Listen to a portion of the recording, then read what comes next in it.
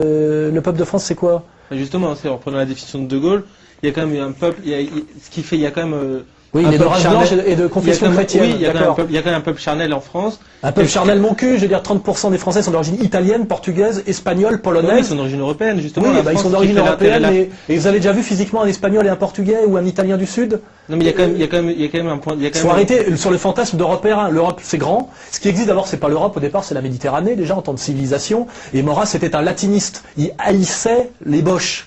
Alors excusez-moi, c'est que... maurassien, donc c'est pas... Non, mais d'accord, mais je veux dire, le problème c'est que ces concepts-là sont très creux. Vous parlez d'Europe, c'est quoi l'Europe? Hitler détestait les Slaves. Je veux dire, il pensait que c'était des sous-hommes. Aujourd'hui, si l'Europe doit être sauvée, ça serait pratiquement par les Yougoslaves, enfin par les Serbes et les Russes.